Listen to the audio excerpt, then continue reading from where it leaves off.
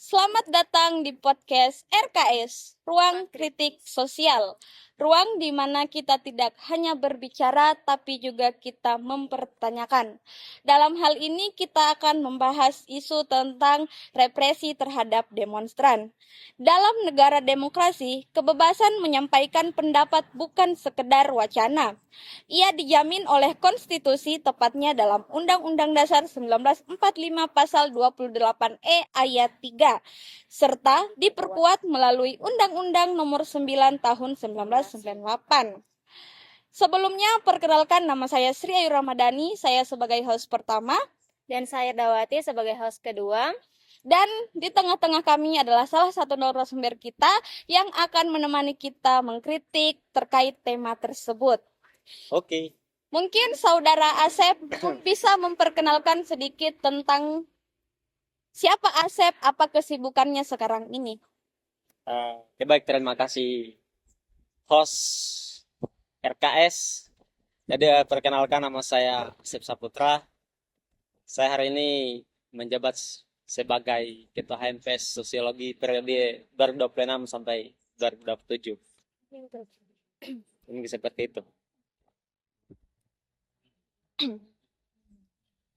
Oke, baik, kita akan lanjut pada pembahasan yang sebenarnya kita akan mempertanyakan terkait tema yang akan kita bahas pada hari ini. Mungkin Saudara Asep bisa ceritakan secara singkat apa yang sebenarnya terjadi pada tema tersebut. Mungkin bisa diceritakan. Oh ya, baik.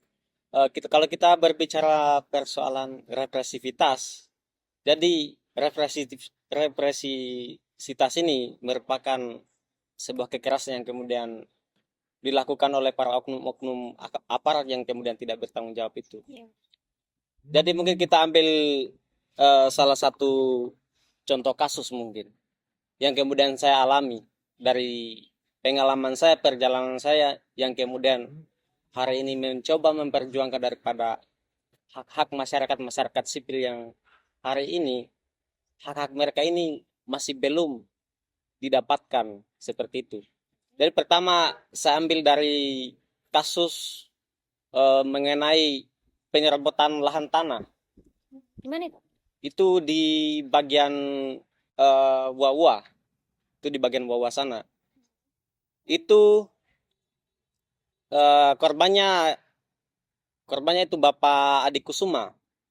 Jadi beliau ini dia sudah memperjuangkan lahannya dari tahun 90-an sampai sekarang ini.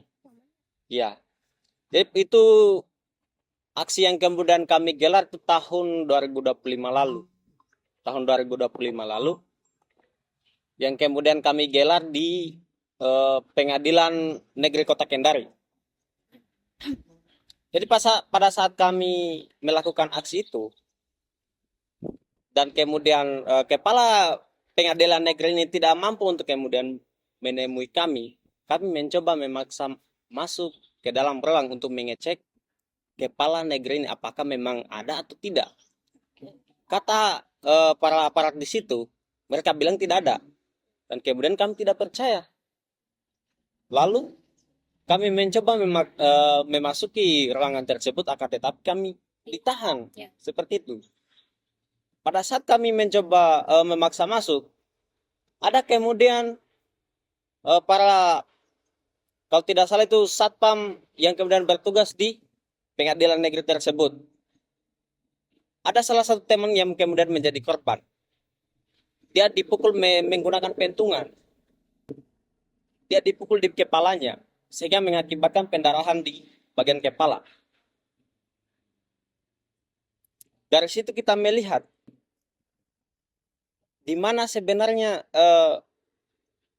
demokrasi ini. Jika kita berbicara demokrasi, maka kita berbicara mengenai liberté. Ide daripada demokrasi yaitu kebebasan. Kebebasan kemudian kita menyampaikan pendapat kita seperti itu. Dan dari situ saya melihat di mana sebenarnya payung hukum yang kemudian memayungi kami untuk kemudian menggerakkan kami memperjuangkan daripada hak-hak tersebut. Padahal itu sudah diperkuat pada Undang-Undang Nomor 9 Tahun 98 itu. Betul. Tapi kenapa? Pada kenyataannya. Tapi kenapa pada saat kami mencoba mengeluarkan pendapat kami dan kemudian memperjuangkan hak-hak masyarakat yang kemudian hari ini masih tertindas seperti itu, ada saja para oknum yang kemudian mencoba melakukan tindak kekerasan terhadap kami yang kemudian memperjuangkan itu. Seolah-olah mereka mencoba membungkam kami. Seperti itu mungkin suatu contoh kasus yang kemudian saya ceritakan pada hari ini toh. Jadi mungkin ada lagi kah apa? Hmm, Mungkin kalau kita lihat lebih luas, apakah pola seperti ini sebenarnya bukan apa hal yang baru dalam penanganan demonstran di Indonesia atau seperti apa? Sebenarnya ini Bukan hal yang bukan hal yang baru lagi sebenarnya toh. Iya. Kalau kita berbicara persoalan menyampaikan aspirasi kita, itu kan sudah terjadi pada tahun 98 itu. cukup Pada saat penggulingan rezim Soeharto. Dari situ banyak terjadi penculikan-penculikan aktivis kan. oh iya Banyak Iya, terjadi tindakan represif terhadap para demonstran ini.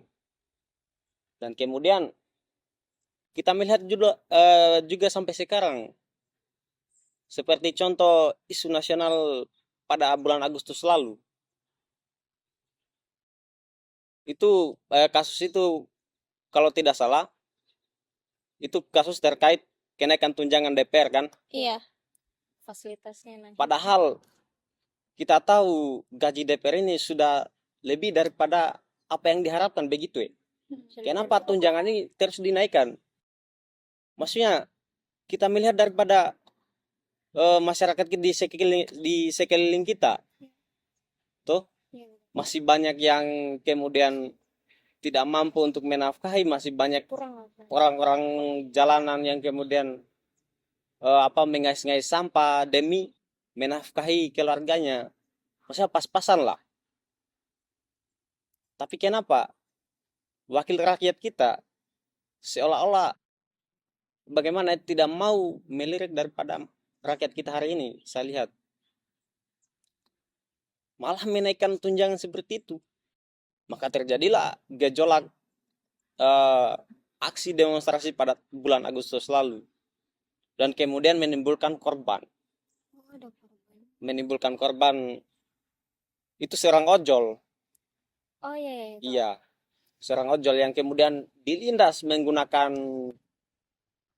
mobil, kalau tidak salah mobil apa itu, Anunya apa kayak mobil Brimob itu, iya, yang beratnya hampir 1 ton. curemuk gitu. Saya bilang, ini kok aparat mau mengamankan apa mau membunuh? Begitu. Ini saya bilang bahwa saya kira hari ini demokrasi kita mengalami penurunan seperti sistem demokrasi ini. Seperti apa yang saya pandang, itu sudah mengalami kecacatan. Ya sih. Yang pada Kalau saat sendiri, aksi demonstrasi itu bergejolak, banyak kemudian para aparat yang kemudian melakukan tindakan represif. Banyak sekali. Contohnya banyak para aktivis yang kemudian ditangkap. betul. Banyak para aktivis ditangkap itu. Maksudnya Semua. apa letak kesalahan mereka? Kenapa bisa-bisa mereka ditangkap? Ya, padahal hanya ingin menyuarakan, Iya, padahal tidak ada maksud apa-apa. padahal kan kita sudah dipayungi hukum. Dua lagi dan kemudian diperkuat pada tahun 98 itu. Tapi ternyata tetapi dua saya itu tidak rasa bisa. hukum di Indonesia itu sangat lemah. Jelas kalau kita lihat sendiri. Iya, kalau Ya. kita lihat. Kalau kita berbicara persoalan hukum, memang hukum ini tidak adil. Kalau bagi saya, ya. Ya tadi kita lihat ya. Saya melihat kayak hukum ini masih berat sebelah. Kayak tidak ada, tidak seimbang. Eh, Tidak seimbang berjalannya. Ya, kalau kita Tidak sejalan. Ya kayak maksudnya orang miskin, maksudnya orang kalangan kelas bawah Kelas yang mengalami tindakan-tindakan hukum, kekerasan. tindak kekerasan, kemudian tidak pernah diatensi sama sekali. Tapi Coba kalau- kita melihat juga mungkin para kelas-kelas kalangan atas. kalau itu mereka jangan ditanya lagi. Iya. sudah Itu sudah bisa ditangani sekali itu. Kalau ketika yang dari kalangan bawah, terus dia seumpama kayak mengadu kan toh tentang mungkin kekerasan ini dia sudah alami yang ini, pasti lama prosesnya itu. Kayak dan sengaja sekalinya cepat pasti ada uang di dalam Ah. itu, pasti ada asupannya. Seperti kasus di UHOS ini yang kemarin sempat viral, terjadinya dugaan penikaman, dan ketika dia melakukan secara damai ternyata ada uang asupannya. Oh. Iya, Sudah, Mi. Kalau begitu itu hukum. langsung dia cabut laporannya. Oke, lanjut. Saya Memang hukum ini bisa dibeli. Tadi beli itu gimana? Ya, Punya mungkin kemungkinan toh. uang. Mungkin bisa. Kalau kita punya uang, kita yang tidak punya apa-apa ini. iya. Saya mungkin lanjut tuh berbicara persoalan demonstran. Demonstran. Nah, kemudian baru-baru ini terjadi Apa gitu? Apa itu? aksi solidaritas Andre Yunus yang kemudian kami gelar di DPR provinsi. Aksi solidaritas Andre Yunus ini yang kemudian Andre Yunus ini disiram menggunakan air keras pada saat dia pulang pulang pada dari podcast. Oh, Ya, iya. pada podcast. Waktu udah diundang itu yang lalu. Beliau itu kayak kemarin yang mendobrak pembahasan RUU TNI di hotel. Oke. Andre Yunus itu aktivis kontras dia. Nah, pada saat kami menggelar aksi demonstrasi itu, kemudian kami mencoba menemui Ketua DPR Atariala. Lama sekali kami tunggu. Pada saat kami ingin membakar ban depan kantor DPR itu, Gedungnya pasti dilarang. ini kan pembakaran ban ini merupakan bentuk daripada kemarahan kami para Iya. aksi demonstran. Begitu. Iya, betul. bentuk protes kami. Ya, tentunya itu dihalang oleh para aparat-aparat itu. Maksudnya, kenapa mau dilarang? Ini kan kami Bentuk. sudah di bawah payung hukum itu, yaitu kebebasan kita berpendapat. Itu kan pembakaran ban ini merupakan kebebasan kami untuk berpendapat, kebebasan kami untuk menyuarakan protes kami. Begitu. Tapi kenapa para aparat ini menghalang kami? Sehingga terjadi represif di situ. Iya, kekerasan lagi. Terjadi represif di situ. Tapi artinya walaupun kami sebagai para masa aksi pejuang demokrasi, kami tidak mungkin takut untuk kemudian menghadapi daripada tindakan-tindakan represif para oknum-oknum tersebut. Artinya kami ingin mencoba memperbaiki nilai-nilai demokrasi yang kemudian saya lihat itu sudah mulai menurun.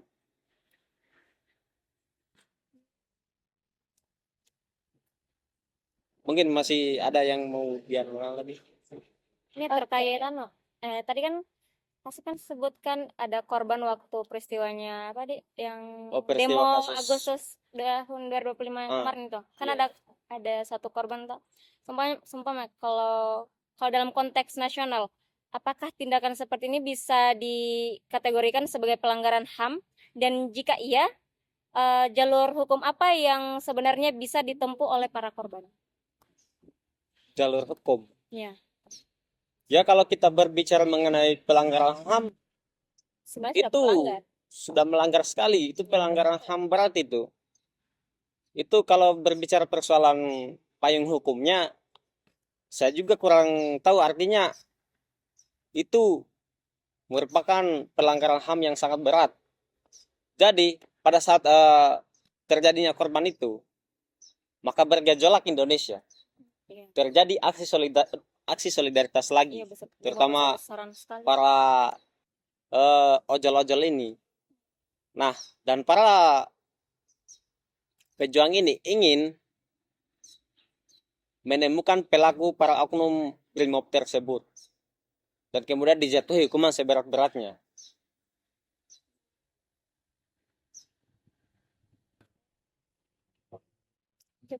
Oke. Dari sekian pembahasannya kita tadi itu saya mendapatkan satu hal tentang adanya pembubaran paksa atau penggunaan kekuatan oleh aparat yang seperti melakukan demokrasi, kan selalu ada pembubaran yang katanya Asep tadi. Dari sudut pandang Asep, bagaimana respon aparat pada saat itu? Apakah masih dalam batas wajar menurut hukum atau bagaimana? Oke, kalau dari mengenai pembubaran paksa oleh para aparat itu merupakan daripada pembatasan kita sebagai penyuara-penyuara pendapat, sebagai pejuang-pejuang keadilan, itu merupakan pembungkaman terhadap demokrasi.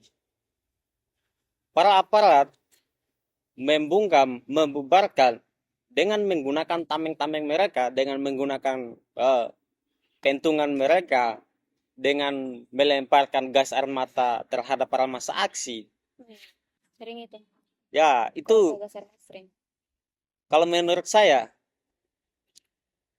para aparat ini tidak mungkin mereka bergerak tanpa ada arahan dari atas Iya, atau dari para penguasa-penguasa di atas.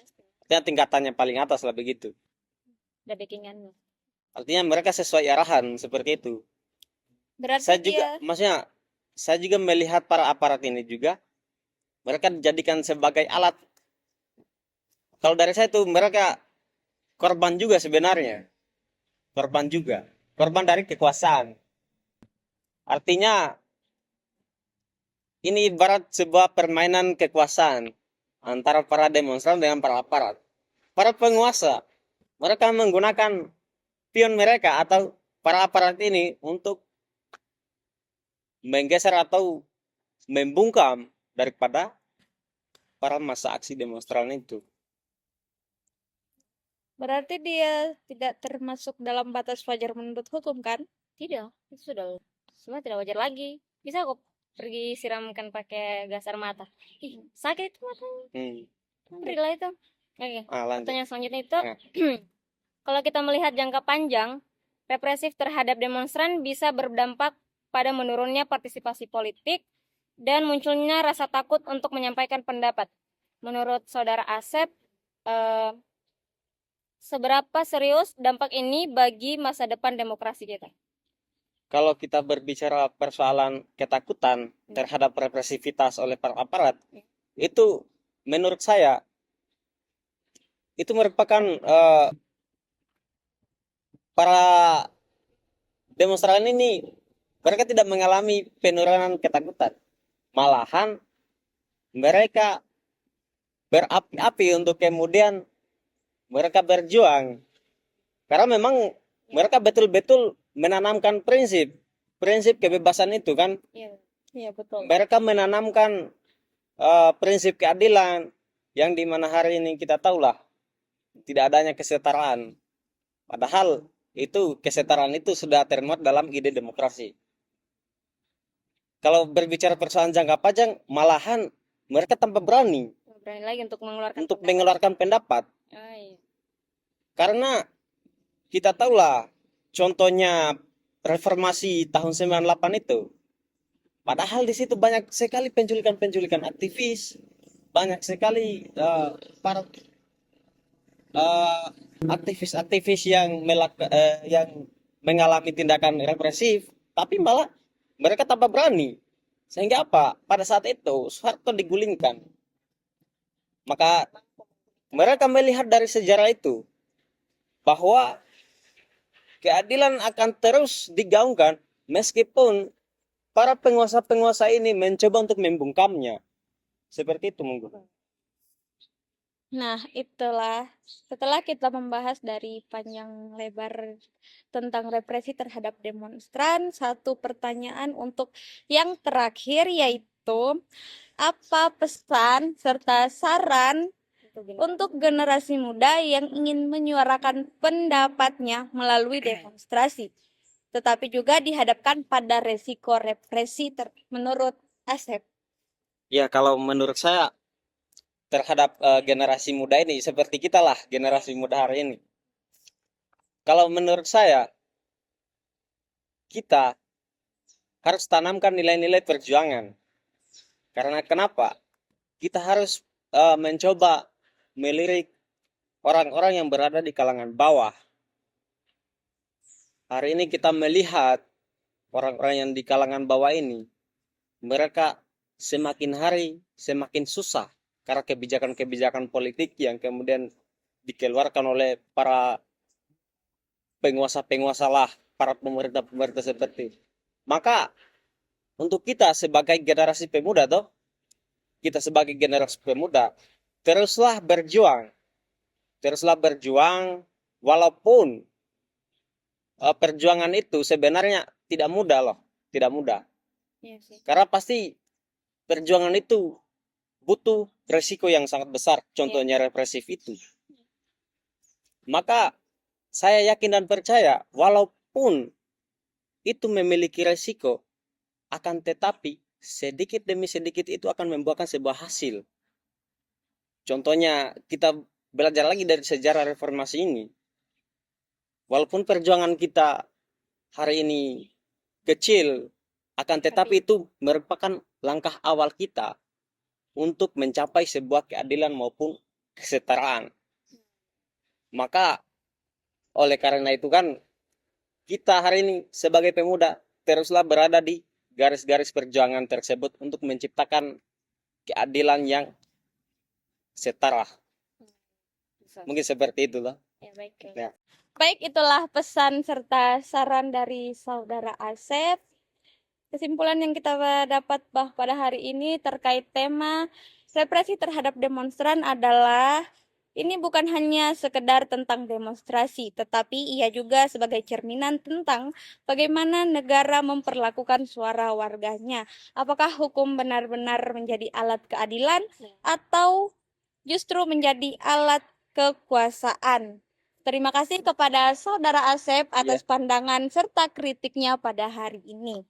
Dan untuk kalian yang untuk kalian yang mendengarkan, tetap kritis, tetap peduli, karena demokrasi tidak akan hidup tanpa suara. Sampai jumpa. Oke, mantap. Bye.